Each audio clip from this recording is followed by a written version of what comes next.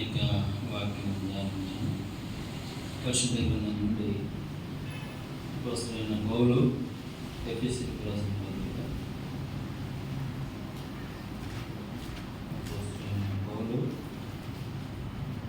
ఎఫెసీయులకు రాసిన పత్రిక 5వ అధ్యాయం.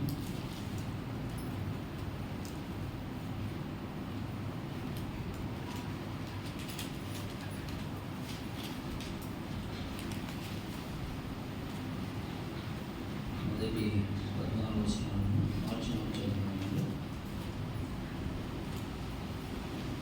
కావున ప్రియులైన పిల్లల వలె దేవుని పోలి నడుచుకోండి.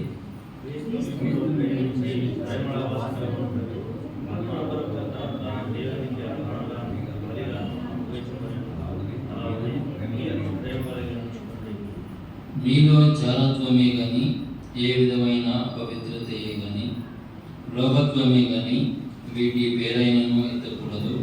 ఇదే పరిశుద్ధతకు తగినది.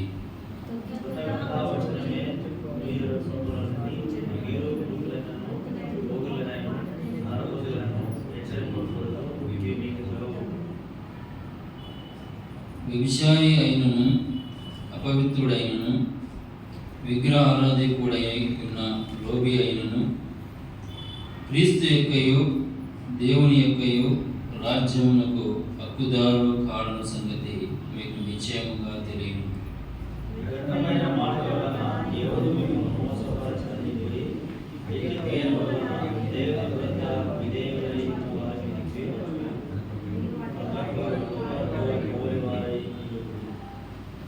మీరు పూర్వమందు చీకటి అయిపోయి ఇప్పుడైతే ప్రభువునందు వెలుగై ఉన్నారు.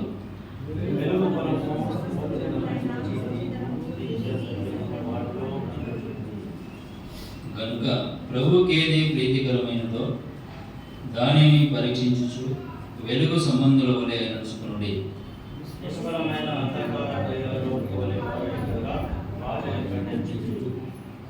ఎలాగనగా అట్టి క్రియలు చేయువారు రహస్యమందు జరిగించు పనులను గురించి మాట్లాడుట అయినను అవమానకరమై ఉన్నది.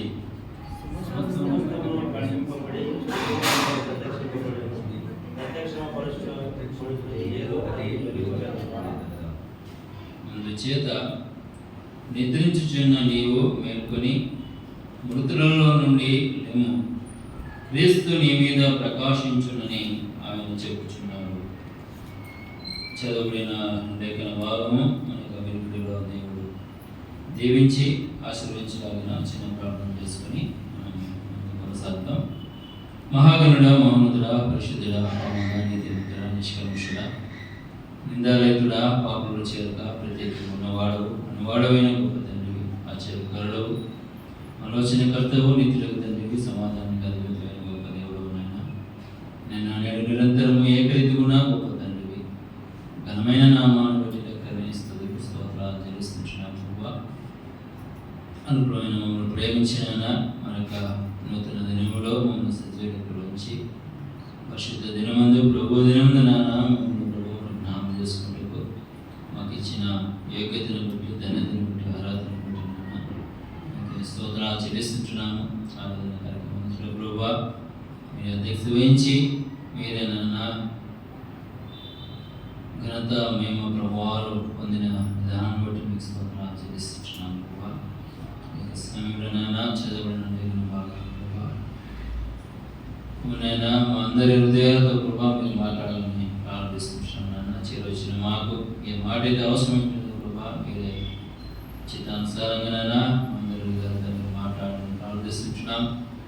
మీ చెవుని గ్రహించు మనసును నాన్న మాకు దయచేసి అవునైనా మరి విన్న మాటలు విడుదలగా పెట్టేవారం కాకుండా దైనందిన జీవితంలో ప్రభా నెమరు వేసుకుంటూ వాక్యానుసారంగా మరణం వరకు నమ్మకంగా అవునన్నా మరి లేదా మీరు వచ్చి పర్యంతరున్నా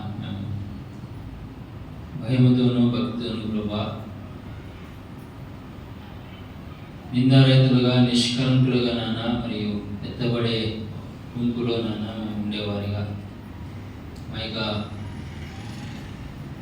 విశ్వాస జీవితాన్ని, ఆత్మీయ జీవితాన్ని ప్రభా మరియు వాక్యానుసారంగా కట్టుకొని మీ మహిమార్థమై మీకు సాక్షులుగా ప్రభా జీవించుటకు మీరేనా మాకు సహాయం దయచేయమని, కొద్ది సమయాన్ని మాకు దేవుని దయచేసి మీరు మహిమ పొందమని ప్రభువును రక్షకుడైన యేసుక్రీస్తు ఘనమైన శ్రేష్టమైన నామమున స్తుతించి ప్రార్థించి అడిగి వేడి పొందించున్నాం తండ్రి, ఆమేన్. ప్రియులారా, మరియు చదవబడిన లేఖన భాగాన్ని అనేక మార్లు మనము ఆయా సందర్భాలలో మరియు ఆయా దేవుని దాసుల ద్వారా విన్న మాటలే కదండి. అనేక మార్లు విన్నాము, అయినా పదే పదే కదా భూమి పైన మనము ఉన్నంత వరకు ఇది వాక్యం మనకు అవసరమైనది కదండి. ఎప్పటి వరకు మనము నమ్మకంగా ఉండాలని లేఖనం సెలవిస్తుంది. మరణం వరకు నమ్మకంగా ఉండాలి కదా. మరి మరణం వరకు నమ్మకంగా ఉండాలంటే వాక్యం మనకు అవసరమైనది. మరియు ఆ వరుసలో మనం చూస్తుంటున్నాము. మనం చదువుకున్న భాగంలో అపోస్తలుడైన పౌలు ఏమంటున్నాడు? కావున మొదటి వచనంలో 5వ అధ్యాయం మొదటి వచనంలో, కావున మీరు ప్రియులైన పిల్లల వలె దేవుని పోలి నడుచుకొనుడి. ఏమంటున్నాడు? కావున మీరు ప్రియులైన పిల్లల వలె దేవుని పోలి నడుచుకొనుడి. ఎందుకు అపోస్తలుడైన పౌలు మీరు ప్రియులైన పిల్లల వలె దేవుని పోలి నడుచుకొనుడి అంటున్నాడు?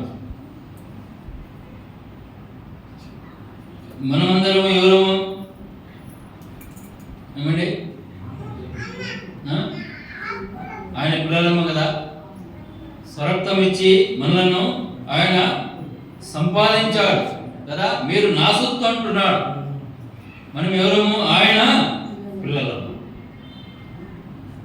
ఆయన పిల్లలము. ఆయన మనకు ఇంకా ఎటువంటి పిల్లలుగా ఉండాలని మరియు అపోస్తలుడైన పౌలు తెలియజేస్తున్నాడు అంటే, కావున మీరు ప్రియులైన పిల్లల వలె దేవుని పోలి నడుచుకునండి కదా. దేవుని పోలి నడుచుకున్నాడు అని ఎందుకు అంటున్నాడంటే, ప్రియ ప్రభువు ఆ విధంగా ఉన్నాడు, ప్రియముగా కదా. ప్రియమైన కుమారుడు కదా. ప్రభువైన యేసుక్రీస్తు వారు తండ్రికి ఎటువంటి కుమారుడు? అయినా ప్రియమైన కుమారుడు.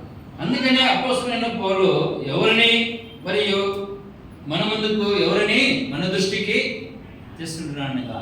ఆ ప్రియ కుమారుని పోలి మనము నడుచుకోవాలి.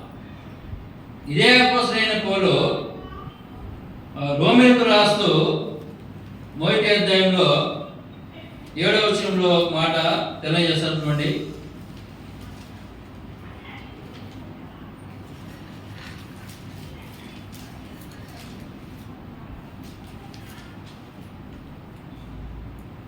రోమీయులకు రాసిన పత్రిక మొదటి అధ్యాయము 7వ వచనము ఆఖరి వరస. ఈయన ద్వారా మేము కృపను అపోస్తలత్వమును పొందితిమి, మీరును వారిలో ఉన్నవారై యేసుక్రీస్తు వారుగా ఉండుటకు పిలువబడి ఉన్నారు. ఎవరి వారిగా ఉండుటకు? అపోస్తలుడైన పౌలు రోమీయులకు రాస్తున్నారు. రోమీలో ఉంటున్న విశ్వాసులకు రాస్తుంటున్నారు. వారు కూడా ఎవరు? దేవుని ప్రియమైన పిల్లలే. మరియు పిలువబడిన మీరు ఎవరి వారిగా ఉండాలి?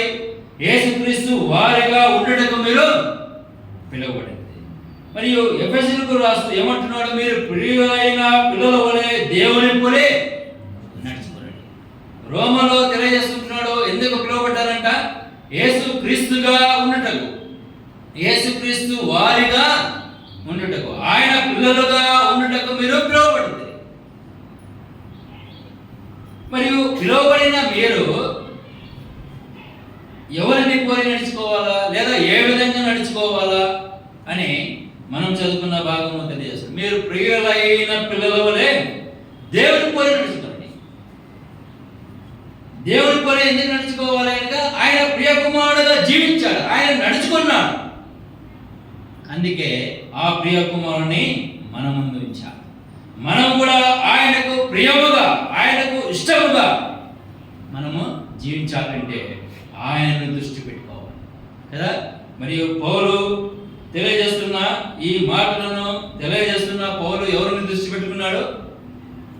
ఆ ప్రియ కుమారుని దృష్టి పెట్టుకున్నాడు కదా. నేను క్రీస్తును పోలి నడుచుకుంటే మీరు నన్ను పోలి నడుచుకోండి అంటూ తిమోతికి రాస్తున్నాడు కదా. విశ్వాసానికి కర్తయు దానిని కొనసాగించేవాడైనా యేసు వైపు చూడాలి. ఎవరి వైపు చూడాలి? మన దృష్టి ఎవరి వైపు ఉండాలి? క్రీస్తు వైపు ఉండాలి. ఆయన పోలి నడుచుకోవాలి. ఆయననే మనం దృష్టి ఉంచుకోవాలి. ఆయనపై మన దృష్టి ఉంచితే మాత్రం మనము ఆ విధంగా నడుచుకోగలము కదా. ప్రియముగా నడుచుకోగలం, ఆయనకు ఇష్టముగా నడుచుకోగలం. ఎందుకంటే ప్రియ కుమారుడు ఆ విధంగా నడుచుకున్నాడు కదా. ఆయన నాకు చేయటకు ఇచ్చిన పనిని నేను సంపూర్ణముగా నెరవేర్చితిని. మరి యోహాను సువార్త 17వ అధ్యాయము 4వ వచనంలో మాట మనం చూస్తాం కదా. ఇది ఒక పని, నడుచుకున్నట్టు ఒక పని కదా. ఆ మృతు కుమారుని మన నిమిత్తమై నరగొట్టుటకు యెహోవాకు ఇష్టమైన చూస్తాం. మరియు తండ్రి ఇష్టపడ్డాడు, ఆయనను మన నిమిత్తమై నలగొట్టడానికి తండ్రి ఇష్టపడ్డాడు. మరి ఈ ప్రియ కుమారుడు ఆయనకు ఇష్టముగా లోబడి ఆయన ఇష్టాన్ని నెరవేర్చిన వాడిగా చూస్తున్నాడు. అందుకే ఆయన ప్రియ కుమారుడు. మరియు క్రీస్తు వారిగా ఉండటకు పిలువబడిన మనం, ఆయన పిల్లలుగా ఉండటకు పిలువబడిన మనము ప్రియులైన పిల్లలుగా మరియు ఉండవలసిన వారముగా ఉంటున్నాం. ప్రియులైన పిల్లలుగా ఉంటేనే కదండి, ఆయన పోలిన వారిగా మనము జీవిస్తేనే, ఆ విధంగా నడుచుకుంటేనే మనము ఆయనకు ఇష్టమైన రోజులము లేదా ఆయనకు ప్రియులైన పిల్లలుగా మనం చూస్తుంటున్నాం. మరి ఆ ప్రియులైన పిల్లలను మరియు ఏం చేశాడు? ప్రియులైన పిల్లలుగా ఉండటానికి ఆయన ఏమి చేశాడు? 2వ వచనం చూద్దాం. క్రీస్తు మిమ్మును ప్రేమించి పరిమళ వాసనగా ఉండుటకు మన కొరకు తన్ను తాను దేవునికి అర్పణముగాను బలిగాను అర్పించుకునేను. అలాగుననే మీరును ప్రేమ కలిగి నడుచుకోండి. ఆయన ప్రేమ చూపించాడు. ఎవరి వేళ ప్రేమ చూపించాడు? మిమ్మును ప్రేమించి పరిమళ వాసనగా ఉండుటకు మన కొరకు తన్ను తాను దేవునికి అర్పణముగాను బలిగాను అర్పించుకునేను చూస్తాం. మనం ఎవరు? ఎందుకు పరిమళ వాసనగా చేయాలని ఆయన తన్ను తాను అర్పించుకున్నాడు? ఎందుకు? మరి ఎన్నిక లేని వారమైన మనపై ఆయన ప్రేమను కనుపరిచాడని కదా 2వ అధ్యాయంలో చూస్తున్నాం. మనము మన పాపముల చేతను అపరాధముల చేతను చచ్చిన వారితో ఎటువంటి వాసన వస్తుంది? దుర్వాసన వస్తుంది అనండి, భయంకరమైన వాసన వస్తుంది. మరి అటువంటి స్థితిలో నుండి ప్రభు ఏం చేశాడు? మనల్ని ప్రేమించాడు. ఆ స్థితిలో మనము ఉండడానికి ఆయనకు ఇష్టం లేదు. అందుకే తన్ను తాను అర్పించుకున్నాడు. ఏం చేశాడు? మనం పరిమళ వాసనగా చేశాడు. అంటే ప్రియులైన పిల్లలుగా ఉండడానికి, ఆయనకు ప్రియముగా మనము జీవించడానికి తన్ను తాను అర్పించుకున్నాడు. చూడండి, అదే అపోస్తలుడైన పౌలు ఎబ్రీయులకు రాసిన పత్రిక 2వ అధ్యాయము 14వ వచనంలో ఒక మాట రాస్తున్నాడు. చూడండి, ఎబ్రీయులకు రాసిన పత్రిక 2వ అధ్యాయము 14వ వచనం. కాబట్టి ఆ పిల్లలు రక్త మాంసములు గలవారైనందున ఆ ప్రకారమే మరణం యొక్క బలము గలవానిని, అనగా అపవాదిని మరణము ద్వారా నశింపజేయుటకును జీవిత కాలమంతయు మరణ భయం చేత దాస్యమునకు లోబడిన వారిని విడిపించుటకును ఆయన కూడా రక్త మాంసములలో పాలివాడాయను. చూడండి పిల్లల, ఆయనకు ప్రియులైన పిల్లల వలె మనం ఉండాలని ఏం చేశాడు ఆయన? 2వ వచనంలో మనం చూశాము, పాపము చేతును అపరాధము చేతును చచ్చిన మనలను దుర్వాసన కొట్టుచున్న మనలను ఆయన పరిమళ వాసనగా చేయడానికి తన్ను తాను అర్పించుకున్నాడని మనం చూసాం. మరి ఇక్కడ ఎబ్రియలకు రాసిన పత్రిక మనం చూస్తున్నాం, ఆ పిల్లలు కాబట్టి ఆ పిల్లలు ఏ పిల్లలు? చూడండి, యెషయా గ్రంథకర్త రాసుకుంటున్నాడు. 1వ అధ్యాయము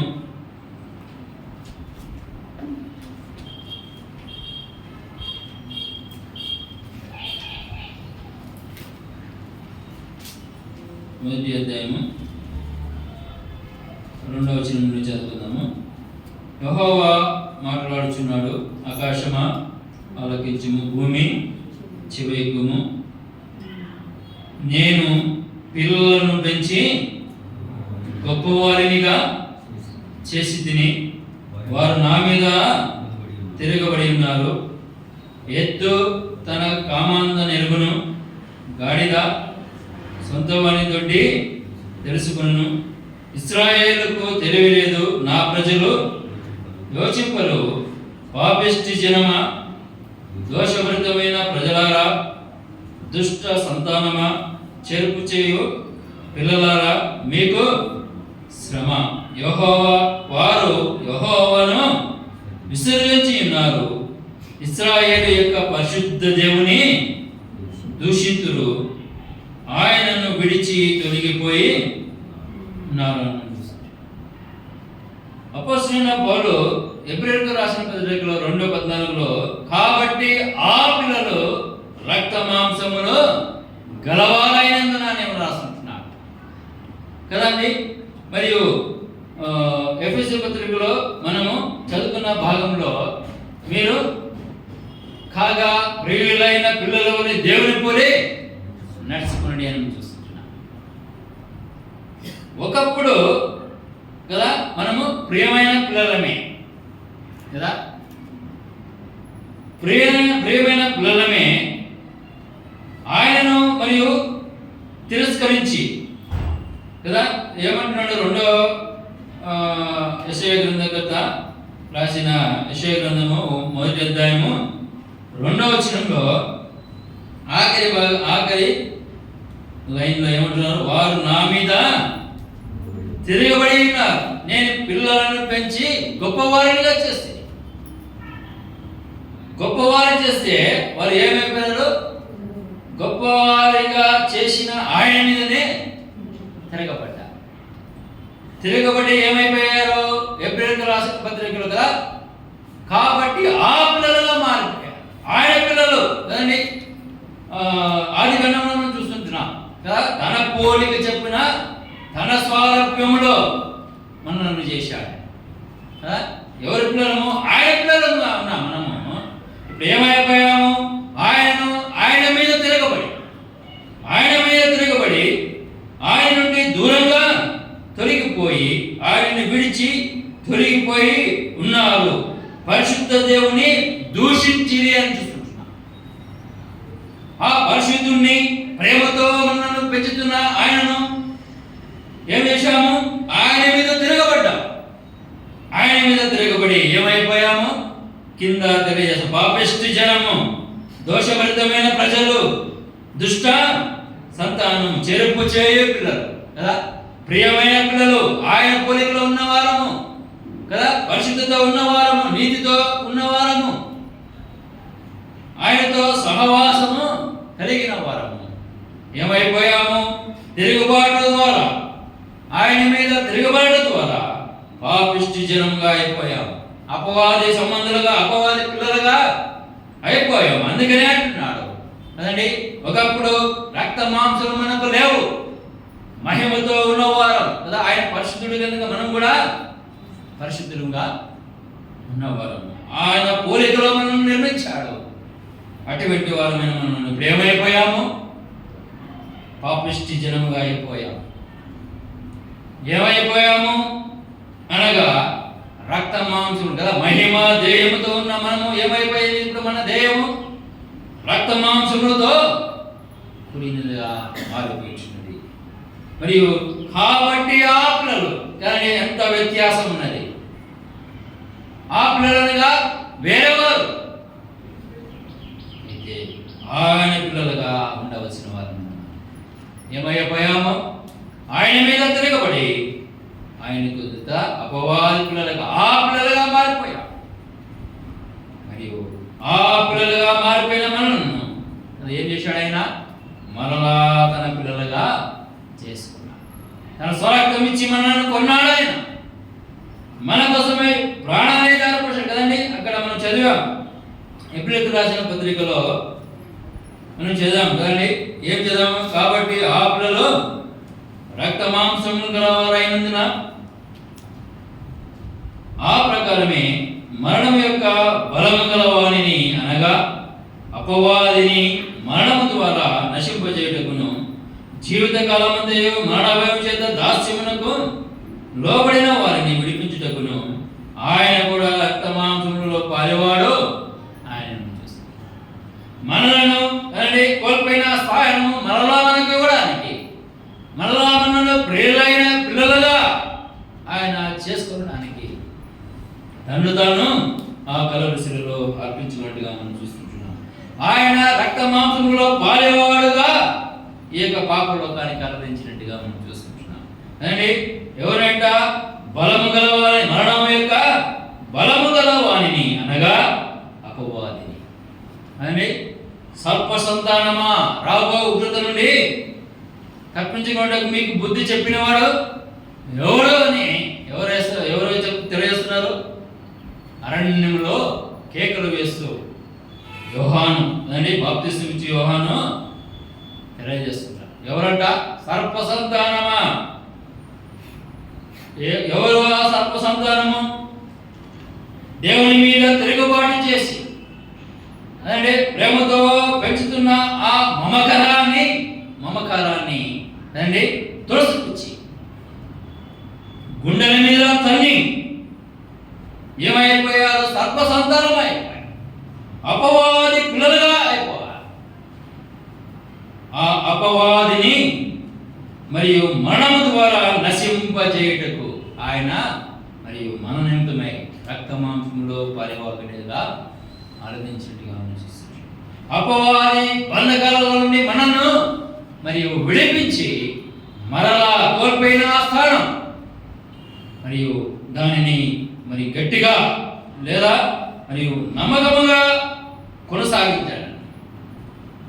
మనల్ని ఆయన స్థిరపరిచినట్టుగా మనం చూస్తున్నాం కదా. కీర్తనకారుడు రాస్తాడు, మన పాదములను క్రీస్తునే బండపై మన పాదములను ఆయన స్థిరపరిచి ఉన్నాడని కీర్తనకారుడు రాస్తాడు. చూడండి, మరియు రక్త మాంసంలో ఆయన పాలిభాగస్తుగా అయ్యాడు. ఎందుకు అయ్యాడు అంటే మనం ఆ పిల్లలుగా మారిపోయాం, అపవాది పిల్లలుగా మనము మారిపోయాం. ఆయనను ధిక్కరించాం కదండి, ఆయన మీదనే తిరగబడ్డాం. ఆయన మీద తిరగబడితే ఏమండి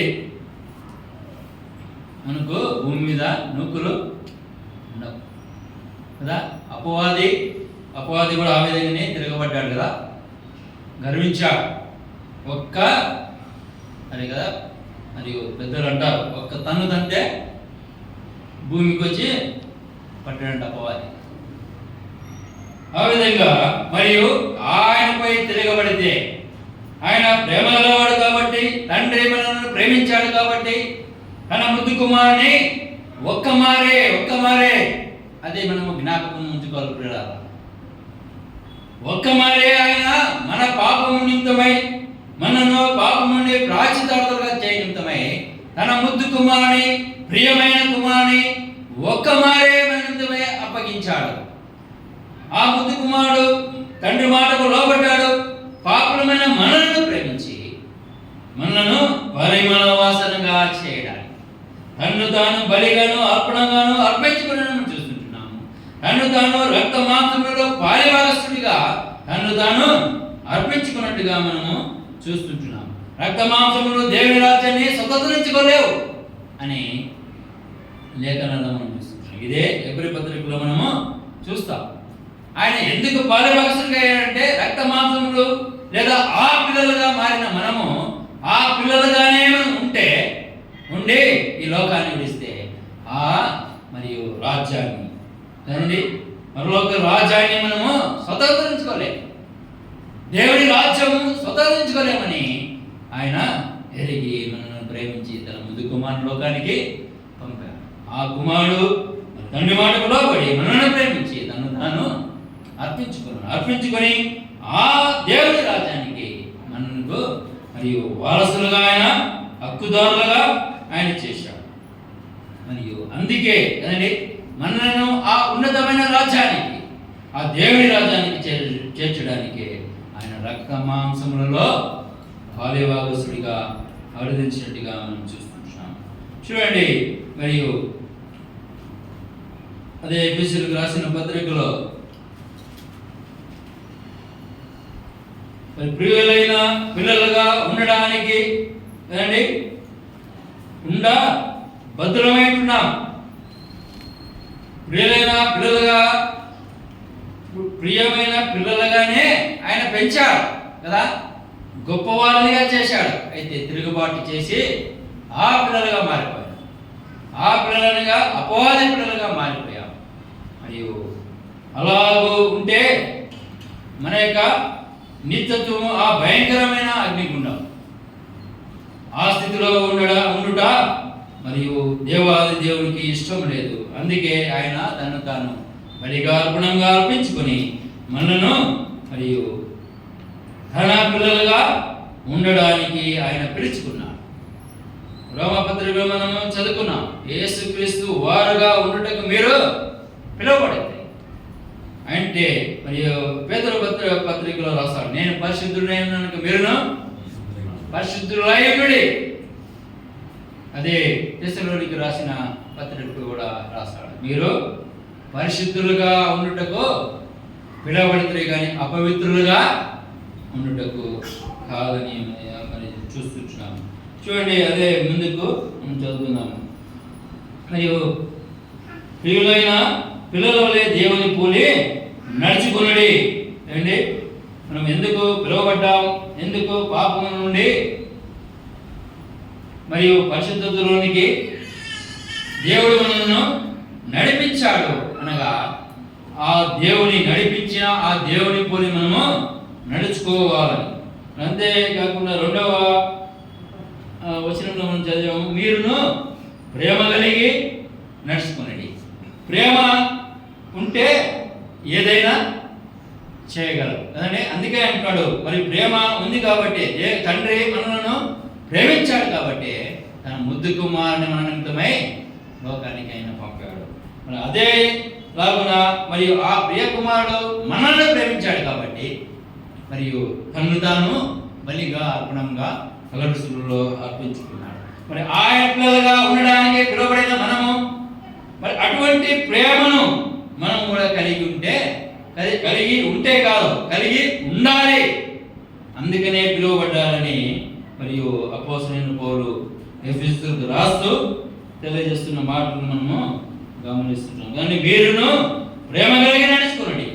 ముందుగా ఏ విధంగా ప్రియమైన పిల్లలే దేవుని పోలి నడుచుకోవాలి. ఎవరు అంటే ఆయన వారిగా ఉండటకు పిలువబడిన అనగా విశ్వాసులు లేదా క్రైస్తవులు అనగా క్రీస్తును ధరించుకున్నవారు. క్రీస్తు లేక క్రైస్తవుడు కాలేరు కదండి. క్రైస్తవులు అనగా క్రీస్తును ధరించుకున్నవారు మరియు క్రీస్తు వారుగా ఉండటకు పిలువబడిన వారు మరి క్రీస్తు వలె కదండి దేవుని పోలి నడుచుకునేవారిగా కానీ ఉండాలి. మరియు ప్రేమ కలిగి నడుచుకునేవారిగా ఉండాలి. అది కూడా ఆయనే మనకు మాదిరి. అలాగే మరియు ఆ ప్రియులైన పిల్లలుగా ఉండడానికి ఏ విధంగా ఉంటే ఉంటారు అనే విషయాలు తెలియజేస్తున్నాం. 3వ వచనంలో మీలో జారత్వమే కానీ, ఏ విధమైన అపవిత్రతే కానీ, లోభత్వమే కానీ వీటి పేరైనను ఎత్తకూడదు, ఇదే పరిశుద్ధులకు తగినది. చూడండి ఏమంటున్నాడు, ఇదే పరిశుద్ధులకు తగినది. ఏదంట? జారత్వమే కానీ, ఏ విధమైన అపవిత్రతే కానీ, లోభత్వమే కానీ వీటి పేరైనను ఎత్తకూడదు, ఇదే పరిశుద్ధులకు తగినది. ఒకప్పుడు ఎత్తావు, ఎప్పుడు ఎత్తావు? దుర్వాసనతో ఉన్నప్పుడు, పాపముల చేతను అపరాధముల చేతను చచ్చినప్పుడు. మరి ఆ స్థితి నుండి విడిపింపబడినాక నువ్వు ఎవరివి అనగా, నువ్వు ప్రియమైన వాడు, ప్రియమైన దానవు. క్రీస్తుకు ప్రియమైన వాడును, ప్రియమైన దానవుగా ఉండడానికి మనము ఆయన మనను పిలిచాడు. లోకము నుండి వేరుగా మనల్ని పిలిచాడు. అదే అంటున్నాడు, ఇవి తెలియజేసినవి అవి లోకానికి సంబంధించి. ఇప్పుడు మనం లోకము నుండి వేరు చేయబడిన వారు, ఆయన వారు కానీ ఇప్పుడు ఆయన వారం. ఆ పిల్లలు కాదు, ఇప్పుడు ఎవరు? మనము ప్రియమైన పిల్లలు, ఆయన పిల్లలు. ఆ పిల్లలుగా ఉన్న మనను ఆయన పిల్లలుగా చేశాడు. అది ఒకప్పుడు క్షమించాడు కదా, అయితే మరలా అది అందుకనే అంటున్నాడు, ఇది తగదు. ప్రియులైన పిల్లలుగా జీవించాలి అనుకునే వారికి ఇవి లోకముతో పొత్తు లేదు, ఇవి తగవు అని అంటున్నాడు. 4వ వచనం చూస్తున్నాము. కృతజ్ఞత వచనమే మీరు ఉచ్చరింపబడిను కానీ మీరు బూతులైనను, పోకిరి మాటలైనను, సరసక్తులైనను ఉచ్చరింపకూడదు, ఇవి మీకు తగవు. ఇవి ఎవరికి తగినది ఏమండి? లోకస్తులకు కదా, అవిశ్వాసులకు అవి తగును. అయితే ఇవి మీకు తగవు. ఎవరికి? మన ధ్యానాంశము ప్రియులైన పిల్లలుగా ఉండేవారికి. ఇవి ఉన్నాయంటే, ఈ గుణ లక్షణాలు ఉన్నాయంటే మనం ప్రియులైన పిల్లలమా? ఏమండి కదా, అక్కడేమి మరియు గూఢమైన కదండి అంశంగా లేదు కదా, సూటిగా రాసేశాడు కదా, పిల్లలకు కూడా అర్థమైపోయే విధంగా రాసేశాడు. ఇవన్నీ కదా పోకిరి మాటలైనను, దరసోక్తులైనను ఉచ్చరింపకూడదు కదా. పైన ఏమంటున్నాడు? వాటి పేరైనా ఎత్తకూడదు అంటున్నాడు. కింద ఏమంటున్నాడు? 4వ వచనంలో ఉచ్చరింపకూడదు, వాటిని మాట్లాడకూడదు, ఇవి మీకు తగవు. మరి అవి అవిశ్వాసులకే తగినవిగా మనం చూస్తున్నాం. అదే కొరింథీయులకు రాసిన పత్రికలో 2వ కొరింథీయులకు రాసిన పత్రిక 6:14లో మాట తెలియజేస్తుంది. మీరు అవిశ్వాసులతో జోడుగా ఉండకుడి, నీతికి దుర్నీతితో ఏమి సంగత్యము, వెలుగునకు చీకటితో ఏమి పొత్తు, క్రీస్తునకు బెలియాలితో ఏమి సంబంధము, అవిశ్వాసితో విశ్వాసికి పాలెక్కడిది, దేవుని ఆలయములకు విగ్రహములతో ఏమి పొందిక, మనము జీవముగల దేవుని ఆలయమై ఉన్నాము అందుకు దేవుడు ఇలాగూ సెలవిచ్చుచున్నాడు, నేను వారిలో నివసించి సంచరింతును, నేను వారి దేవుడునై ఉందును, వారు నా ప్రజలై ఉందురు. కావున మీరు వారి మధ్య నుండి బయలువెడలి ప్రత్యేకంగా ఉండి అపవిత్రమైన దానిని ముట్టకూడని ప్రభువు చెప్పుచున్నాడు. మరియు నేను మిమ్మును చేర్చుకొందును, మీకు తండ్రినై ఇందును, మీరు నాకు కుమారులను కుమార్తెలునై యుందురని సర్వశక్తి గల ప్రభువు చెప్పుచున్నాడు. ఏమంటున్నాడండి? అవిశ్వాసతో కదా అదే అంటున్నాడా? అవి ఎవరికి? ఇవి మీకు తగదు, ఇది పరిశుద్ధులకు తగినది. ఏది? పాపము జోలి పోకుండా పరిశుద్ధంగా జీవించేది పరిశుద్ధులకు తగినది. మరియు 4వ వచనంలో తెలియజేస్తున్నాడు కదండి, అక్కడ తెలియజేసిన ఆ యొక్క గుణగణాలను వాటివి అవి మీకు తగదు. ఎవరికి? పైన మనం చెప్పుకుంటున్న వారికే, పరిశుద్ధులకే కదా, ప్రియమైన పిల్లలుగా ఉండడానికే ఇష్టపడే వారికి, ఇష్టంగా జీవించే వారికి ఇవి తగవు అని చూస్తుంటున్నాం. అవి ఎవరికి అనగా విశ్వాసులకు కాదు, అవిశ్వాసులకు తగినది. మరి వారితో పొత్తు లేదు అని మనము కొరింథీ పత్రికలో మనం చదివాం కదా. మీరు అవిశ్వాసులతో జోడుగా ఉండొద్దు. ఒకప్పుడు ఉన్నాం కదా, వారితో ఉన్నాం, వారి నుండి వేరుపరిచాడు, ప్రాణం పెట్టి మనను రక్షించి వేరు చేశాడు. మరలా జోడిగా ఉంటే మరలా ఆయన తండ్రి మన ఎడల కనికరాన్ని చూపడు. ఒకప్పుడు చూపాడు, కనికరాన్ని చూపాడు, ప్రేమించాడు, ప్రేమించి తన కుమారుని లోకానికి పంపాడు. మరలా మనము అవిశ్వాసులతో జోడుగా ఉంటే, అవిశ్వాసుల యొక్క సాంగత్యము కదండి, దుష్ట సాంగత్యము మంచి నడువుని చెరుపునని ఇదే కొరింథీయులకు రాసిన పత్రికలో అపోస్తలుడైన పౌలు 1 కొరింథీ పత్రిక 9వ అధ్యాయంలో ఆ మాటలు రాశాడు. దుష్ట సాంగత్యము మంచి నడువుని చెరుపును అని చూస్తున్నాం. అందుకే అంటున్నాడు, మీరు అవిశ్వాసులతో జోడుగా ఉండొద్దు.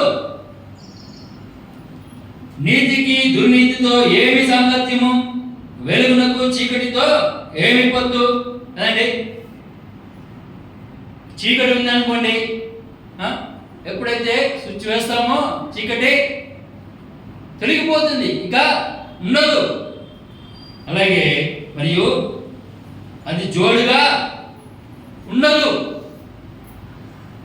మరియు క్రీస్తునకు మరియాలతో ఏమి సంబంధము? అవిశ్వాసతో విశ్వాసకి పాలెక్కడిది? పాలు ఉందండి. విశ్వాసులకు మాత్రమే ఆయనతో పాలు, అవిశ్వాసులకు పాలు లేదు.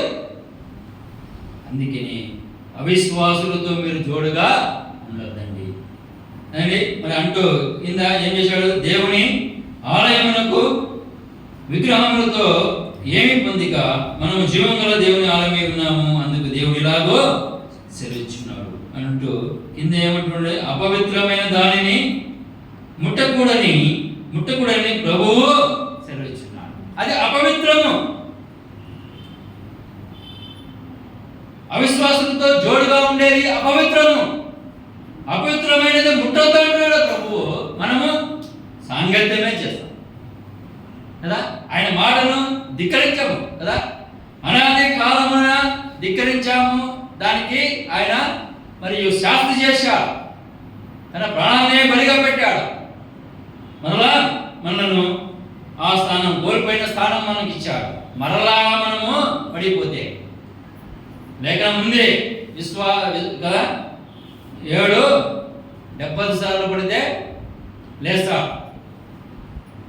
అయితే అది తెలియకుండా పడితే ఏమండి, విశ్వాసులు కొన్ని లేఖనాలను ఆధారం చేసుకొని మోసపోతూ ఉంటాం కదా. అది తెలిసి చేస్తే క్షమాపణ లేదు కదా. ఎప్పుడైతే మనం విశ్వాసించామో అప్పుడు మనకు తెలిసిందా తెలియలేదా? తెలిసిన వారమే కదా. అలాగైతే మనం ఎలా మనం భ్రమపడతాం? ఎన్నిసార్లు అయినా నేను ద్రోవ తప్పితే, లేదా ఆయన మీద ఎదురాడితే, ఆయన మాటను ధిక్కరిస్తే, ఆయన మాటకు లోబడకపోతే ఆయన క్షమిస్తాడని మరి భ్రమతో మనము జీవించిన వారమే కదా. దానికి జోడుగా మీరు ఉండొద్దు కదా. ఏమంటున్నాడు? అపవిత్రమైన దానిని ముట్టొద్దు, మీరు నాకు మరియు నేను మిమ్మును చేర్చుకుందును. ఎప్పుడు చేర్చుకుంటాడు? ఏమండి, ఆడైంది ఎంత సూటిగా ఆయన తెలియదు. అపవిత్రమైన దానిని ముట్టకూడదని ప్రభువు చెప్పుచున్నాడు. ఎప్పుడైతే అపవిత్రమైన దానిని మనం ముట్టుకొని ఉంటామో అప్పుడు మరియు నేను మిమ్మును చేర్చుకుందును కదా. అపవిత్రమైన దానిని ముట్టొద్దు అంటున్నాడు. ఎప్పుడైతే ఆ విధంగా ముట్టకుండా మరి పరిశుద్ధతతోనూ నీతితోనూ మనం జీవించినప్పుడు ఆయన మనలను చేర్చుకుంటాడు కదా. చేర్చుకుందును మీకు తండ్రినై ఉందును. ఎప్పుడంటే మనం ప్రియులైన పిల్లలము అంటే అపవిత్రమైనది మనకు అంటనే అయినప్పుడు కదా. అంటకుండా మనం పవిత్రముగా పరిశుద్ధంగా ఆయనను పోలి మనం నడుచుకున్నప్పుడు అప్పుడు మనను ఆయన చేర్చుకుంటాడు. అప్పుడే ఆయన మనకు తండ్రి కదా. అప్పుడే మనకు ఆయన తండ్రి. నేను మీకు తండ్రినై ఎందును, మీరు నాకు కుమార్తెలునై ఎందురని సర్వశక్తి గల ప్రభువు చెబుతున్నాడు. ఎప్పుడు అనగా విశ్వాసులతో అవిశ్వాసులతో మనము జోడుగా ఉండనప్పుడు, విశ్వాసులతో సంగతం చేసినప్పుడు కదా. విశ్వాసులకు మనం మాదిరిగా అపోస్తలుడైన పౌలు తిమోతికి రాశాడు కదా.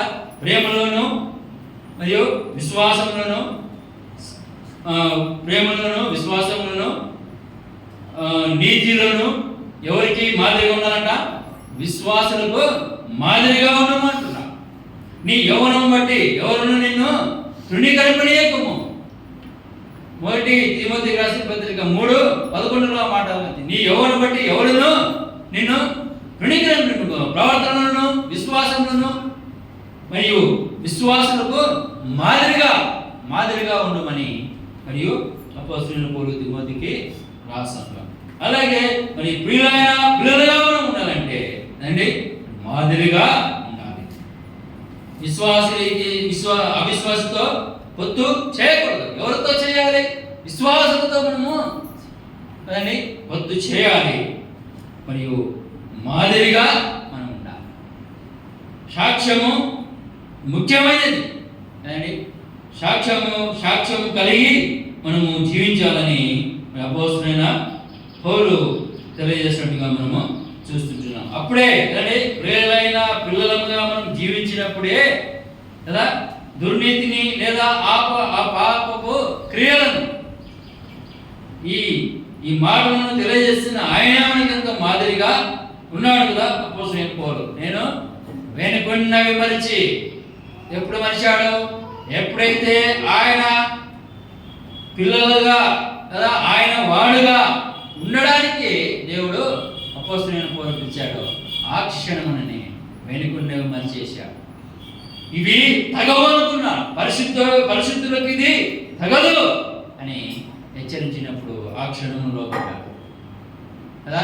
ఆ క్షణమున ఇక ఎన్నడూ కూడా తిరుగుబాటు మరియు పౌలు జీవితంలో రాలేదు. అందుకే సవాలుతో అన్ని పత్రికలు రాసు ఈ విధంగా మరి జీవించాల్సిందే. నేను జీవించాను, నేను ఆయననే ఆ దేవుని పోలి నేను నడుచుకున్నాను, ఆయనను మరియు ఆధారంగా చేసుకున్నాను. మీరు కూడా ఆ విధంగా ఆయనను ఆధారంగా చేసుకుని ఈ విధంగా పరిశుద్ధంగా భద్రులై ఉన్నారని మరి అపోస్తలుడైన పౌలు రాసినట్టుగా కానీ మర్చిపోయాడు. దేనిపై దృష్టించాడు? ముందున్న వాటి కొరకే, ఆ గురి ఎద్దకే ఆయన దృష్టి పెట్టాడు. ఆ విధంగా మరియు మనం కూడా కదా ప్రియులైన పిల్లలుగా జీవించాలని పిలువబడిన మనం కూడా ఆ విధంగా మరియు జీవించాలి. దుర్నీతిని మనకు అంటనీయకూడదు. అవిశ్వాసితో మనం పొత్తు చేయకూడదు. మరి ప్రేమ కలిగి నడుచుకోవాలి. అదే ఇవి గ్రహించాలి. ఇదే పరిశుద్ధులకు తగినది. ఏది? అపవిత్రతను అంటకుండా ఉండేది. ఇది తగినది. ఒకప్పుడు అంటించుకున్నాము, ఆ బురదలోనే పొరలేము కదా. అందుకు పందితో మనను పోల్చాడు, కుక్కతో పోల్చాడు అండి. కుక్క కక్కినది మరలా తింటారు కదా. పంది అంతా నీటుగా మరియు కడిగి అదే శుభ్రంగా ఉంచినా కూడా మరలా ఆ బురదలోనికే వెళ్తుంది. కాబట్టి అటువంటి తిరుగుబాటు అది మనకు తగదు. అపవిత్రత తగదు కదండి.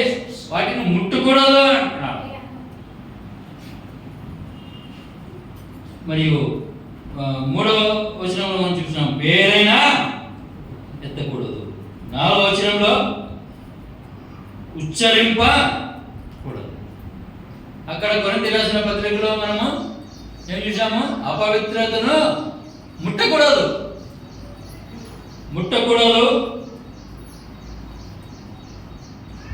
పేరైనా ఎత్తకూడదు. మరియు 4వది ఉచ్చరింపకూడదు. ఇవి మీకు తగవు అని చూస్తున్నాము. వ్యభిచారి అయినను చూడండి, మరియు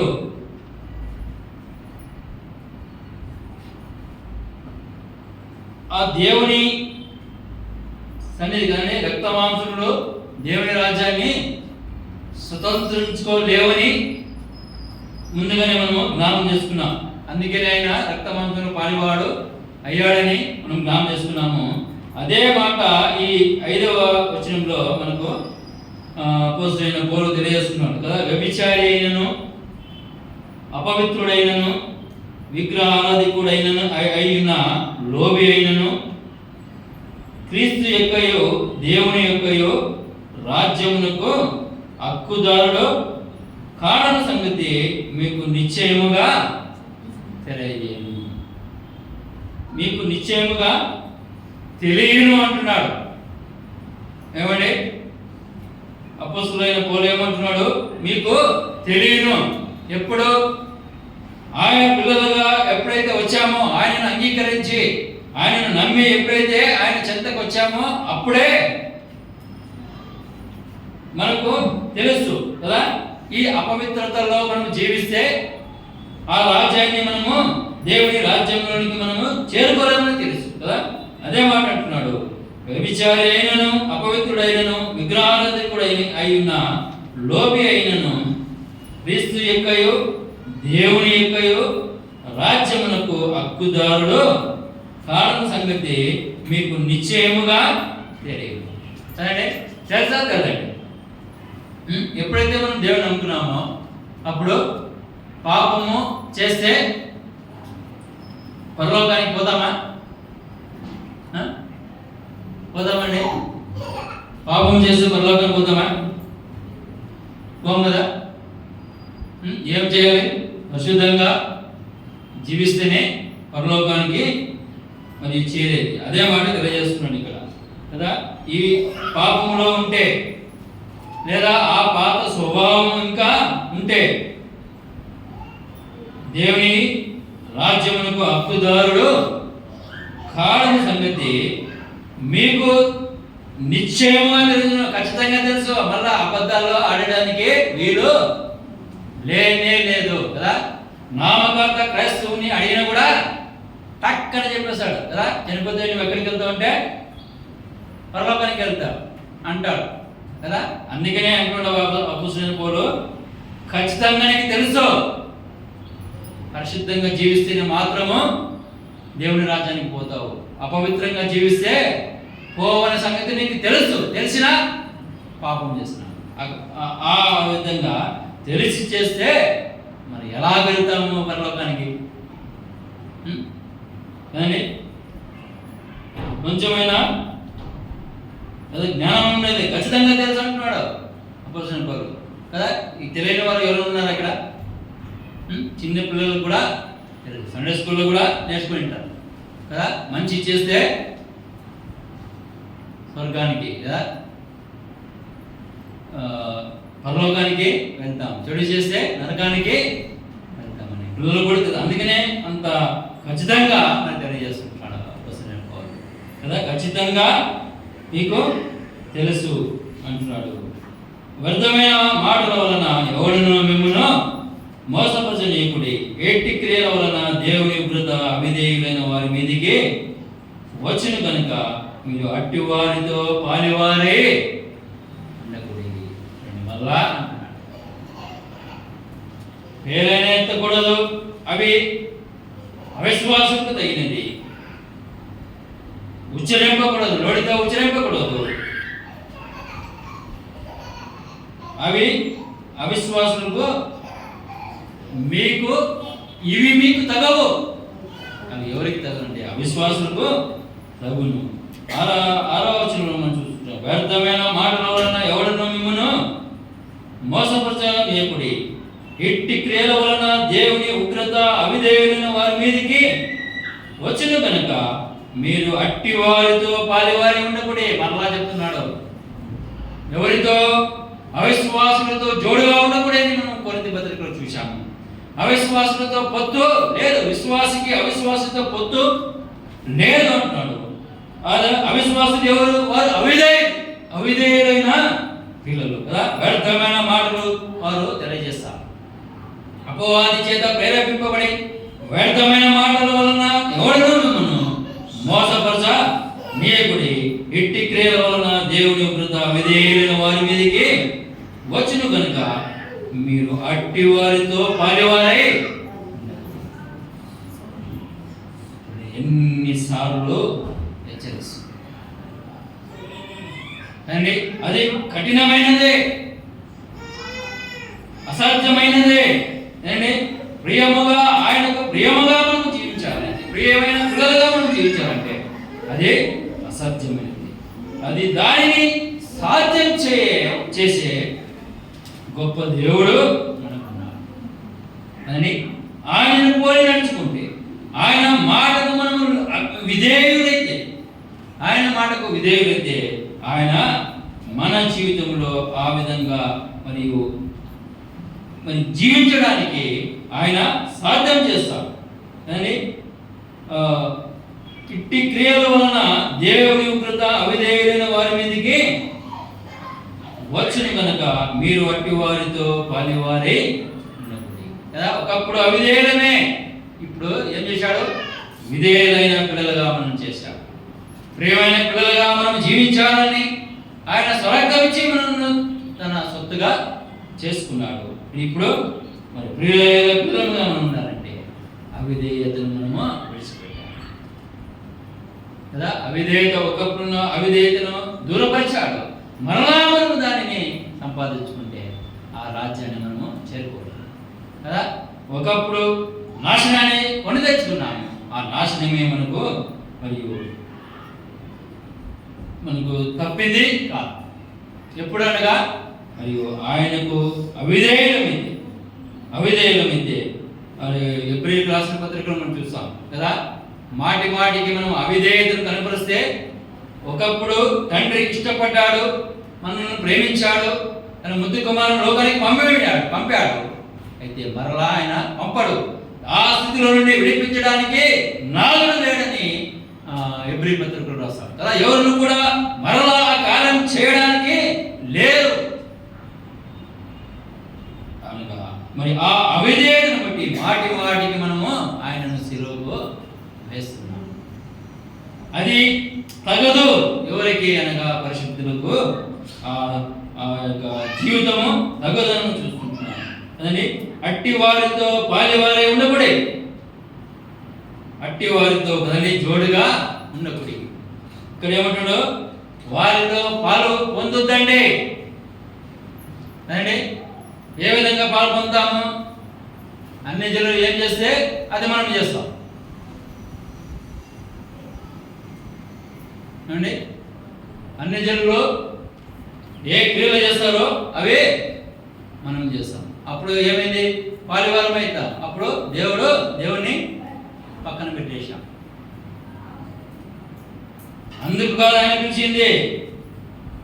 ఆయన ఎక్కడైనా సహించాడా? మొమాటానికి పోయాడా? ఏమంటే దేవాలయంలో క్రయ విక్రయాలు చేస్తున్నారు. ఏం చేశాడు ఆయన? కొరడాలు చేతబట్టి వారిని గద్దించాడు కదా. ఇది దొంగల గుమ్మ మీరు చేసినారని అంటున్నాడు కదా. అపవిత్రతకు చోటు లేదు. అందుకే ఆయన మరియు దేవుని చిత్తాన్ని మరి నెరవేర్చిన ప్రియ కుమారునిగా మనము చూస్తున్నాము. చూడండి, మరి వారితో పొత్తు చేయకూడదు. మీరు పూర్వం ముందు చీకటి ఉంటుంది, ఇప్పుడైతే ప్రభువునందు వెలుగై ఉన్నారు. వెలుగు ఫలము సమస్త విధములైన మంచితనము, నీతి, సత్యమును వాటితో కనబడు చిన్నదాన్ని చూస్తున్నారా. మరియు ప్రియులైన పిల్లలుగా మనము ఉండాలి అంటే ఏం చేయాలి? అపవిత్రతను విడిచిపెట్టాలి కదా.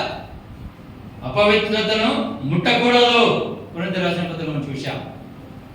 వాటి పేరైనా ఎత్తకూడదు. అట్టి వారితో సహవాసము చేయవద్దు కదండి. అట్టి వారితో పాలువారే ఉండకూడదు. ప్రియులైన పిల్లలుగా మనము ఉండాలి అంటే ఏం చేయాలి?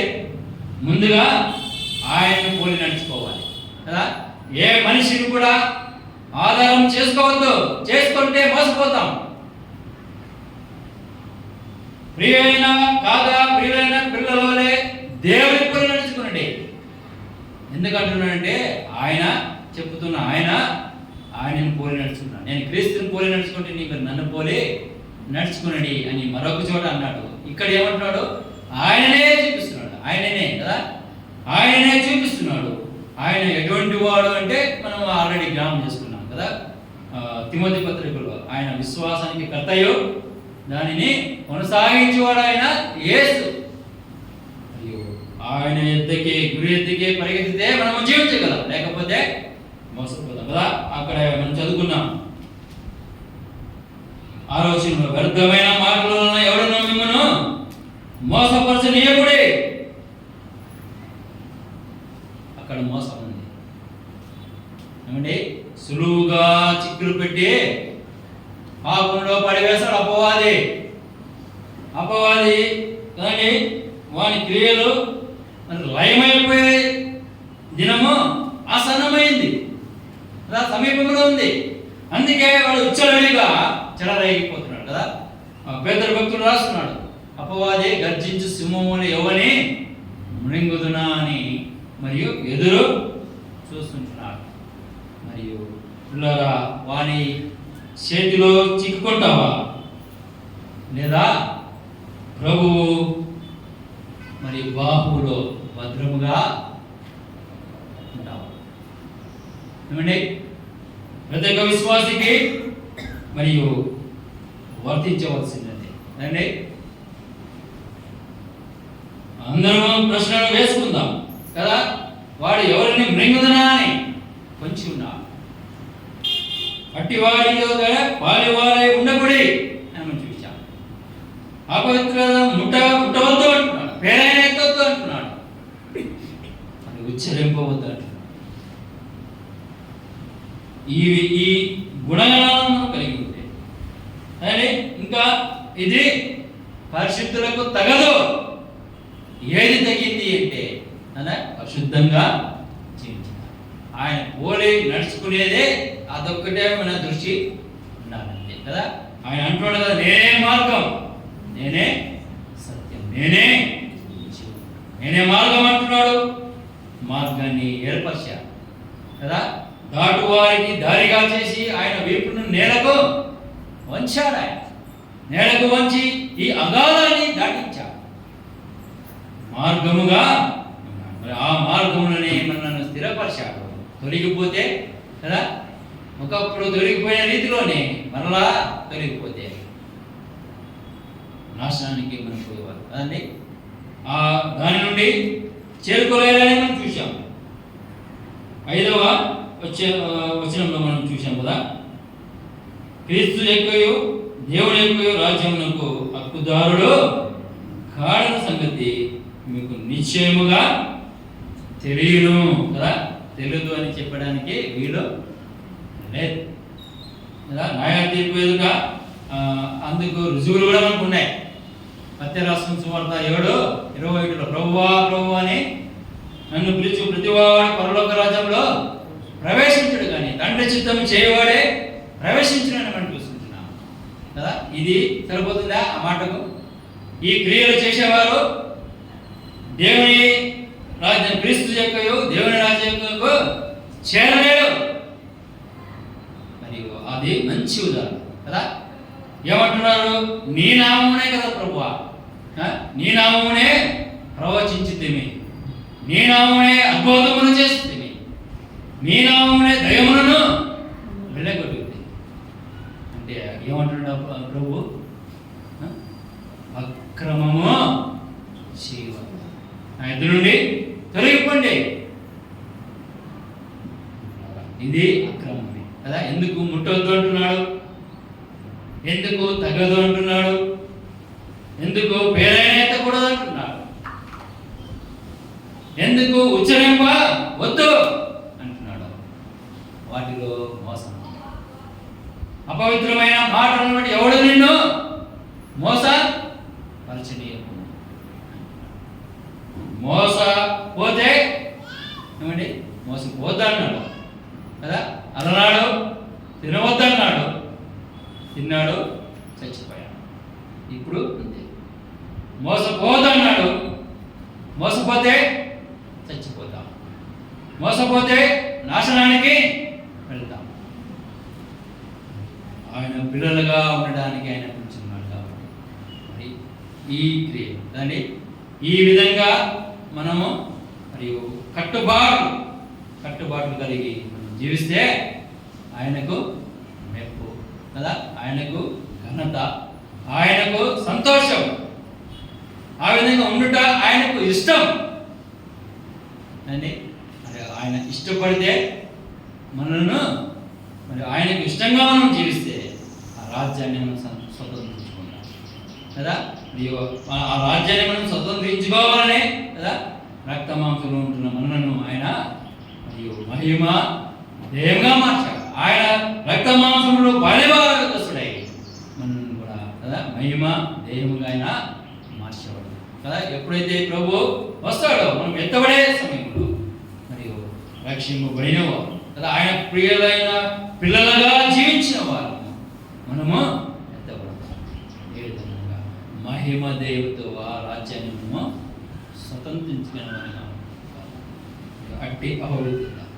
అట్టి అవిశ్వాసులతో సాంగత్యం, అట్టి వారితో పాలిభాగస్తులయ్యే వాళ్ళు పంచుకుంటాం కదా.